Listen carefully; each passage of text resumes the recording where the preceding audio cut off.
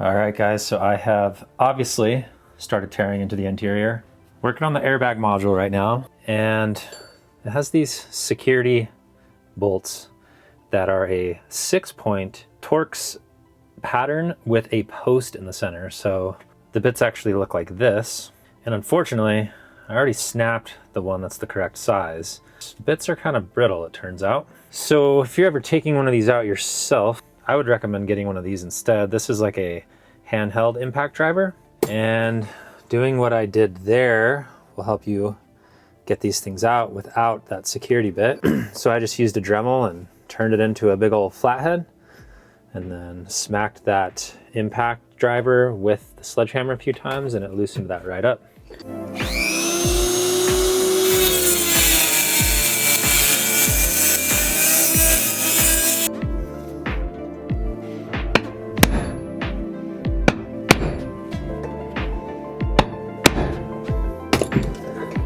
There it is.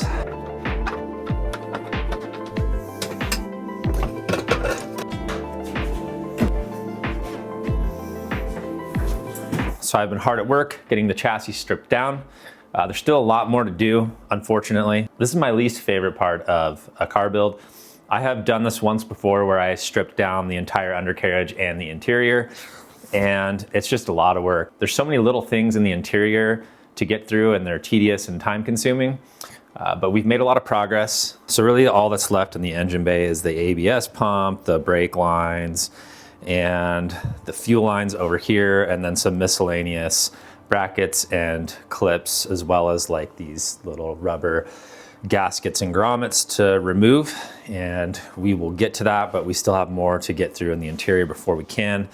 Still need to get the wiring harness completely removed from this driver's side. Just need to basically finish up the interior portion on the other side of this so we can pull it through the side of the firewall there. So obviously I have done a lot of work in here. I have the bulkhead harness completely removed from the dashboard area, as well as all along the door frame over here and up into the trunk. Basically that side of the harness roots along, goes up over the shock tower, dips into the back trunk area, and then down across the passenger side taillight, the trunk latch, and then terminates at the driver's side taillight. That's what all this is right here. Now I just need to work on removing a couple more things from the side here, and then we'll do the same thing along this door frame here. We still have the headliner and the roof wiring to get out, so we will work on that as well. That shouldn't be too bad. Once it's stripped down, then I need to decide what I'm going to do about this sound deadening. Am I going to leave it, or are we going to do the little dry ice technique and remove all of it to just start fresh? I still need to pressure wash the undercarriage, so as soon as we can get this interior stripped down, the sooner we can spray this all out. Here's some daily welds too, just to keep you updated on that progress. Did some more stainless steel practice, adjusted the pulse settings on the welder and tested them out. Still have more work to do to get really good, but they are coming along and looking better and better each time. I was also able to control the heat, so I didn't just immediately warp the piece. I mean, it is warped. That's mainly because I just kept welding on it without letting it cool down in between runs. So it's gonna do that if you don't back off and let it cool down a little bit. But I was able to control the heat a lot more, and I'm getting a little steadier with my hand. And I can kind of keep my dips a little more consistent, making progress. Really looking forward to actually being able to build something cool. All right, so just finished up the last little bit of the wiring harness on the side of the doors. So now, I'm just gonna get this mess out of here.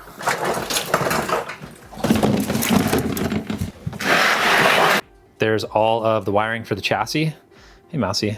The only thing that is actually missing is door wiring harnesses and the roof wiring harness underneath the headliner.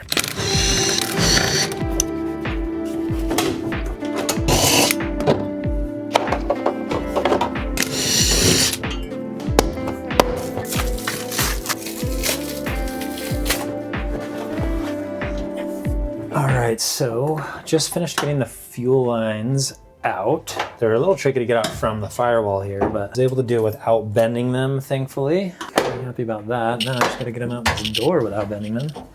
Okay.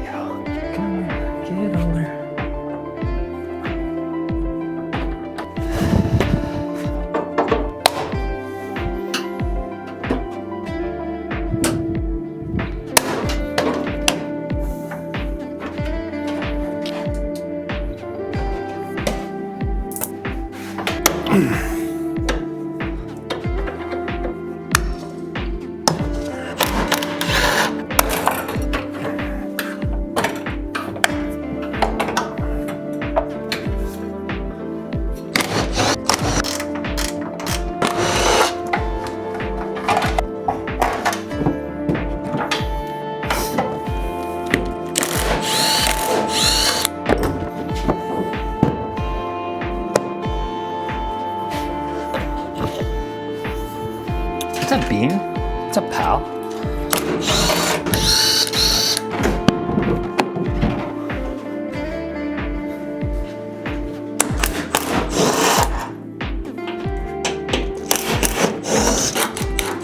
Okay, I think I got it. Walk with me.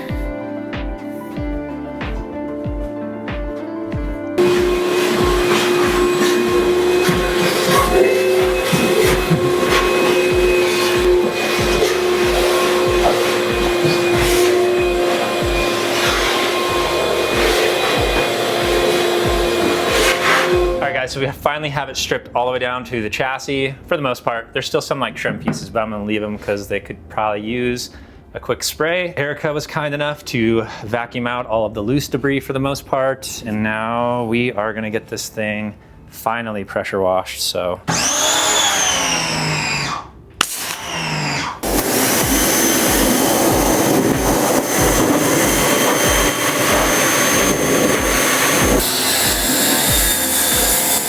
Check out this giant mud puddle already. I've like just started and lose a lot of weight on this chassis just from dirt.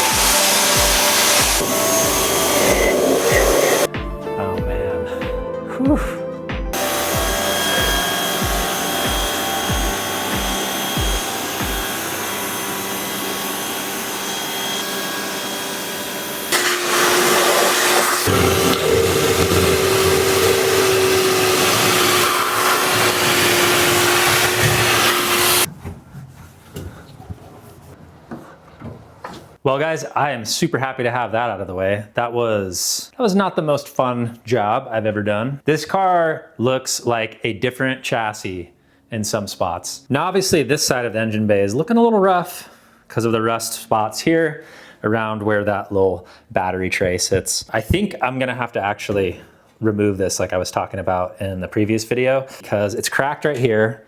So I think that I should probably just remove this thing and then we can fix this crack here, weld that back together, and then also weld this little crack here that's starting to form, and we can make sure that everything else is taken care of underneath it. This side looking a little rough, but then you look over here, there was so much dirt, grease, and grime on this side of the engine bay, I really couldn't even tell what color it was. It's looking pretty dang nice. We're definitely repainting this obviously, but still, just goes to show like how freaking filthy this chassis was. The wheel wells are looking way better. They were just caked in mud.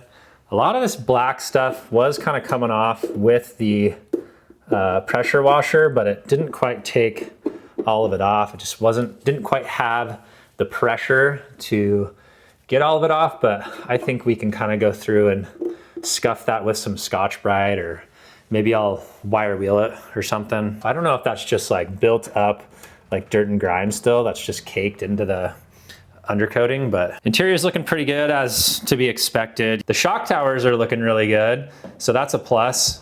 These are a common spot to rust out that you do need to repair if they do start rusting out, because that could be quite dangerous if you don't. And we'll take care of that surface rust that's on there. That's no big deal. I do think we are gonna get rid of this old sound deadening. It's just kind of crusty, and like I vacuumed so much water out of here, and as you can see, there's still a little bit of water pooling. I don't want moisture to be trapped under there and to start rusting it from the top. So we're just gonna like pull it out, use the little dry ice technique and bust that stuff out of there and start fresh. Here's a look at one of the rear wheel wells.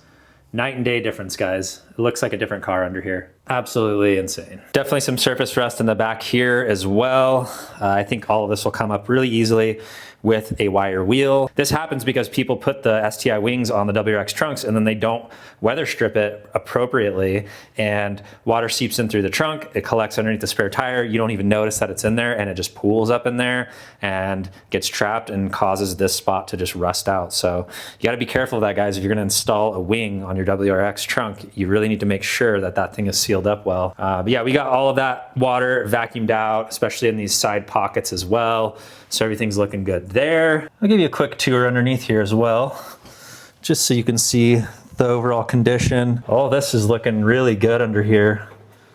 So real happy about that. There was nothing that was just hiding that I couldn't see before. This chassis is good to go. It's a really good foundation to be starting from. Really stoked. And so now that all of that is out of the way, the next phase of this will be prepping the undercarriage, prepping the engine bay, prepping the interior, which involves getting that old sound deadening out of there. Once it's all prepped out, then we can start spraying the undercarriage in some black epoxy primer. I think that's what we're gonna be using, at least on the undercarriage and inside, because I do think that I'm gonna paint this the Java Black Pearl. I know it's been done a lot. However, it's one of my favorite colors. I've always wanted to own a Subaru in that color. Plus, it's the color that got the most votes when I asked you guys to give your opinions on those 3 colors that I had mentioned. So I think that's what we're gonna do. I'll keep you updated if for some reason I change my mind, but for now, that is the plan. So we'll paint match the engine bay to whatever color we're gonna do. But that's all I got time for on this one, you guys. Thank you so much for watching. I appreciate all your support. Please hit that thumbs up button and subscribe to the channel if you like this content and you wanna follow the build. And until next time, peace everyone. Look at that thing. It just looks so good sitting there. All bare, all naked, just willing, waiting, wanting. I think it's time for a beer. Cheers.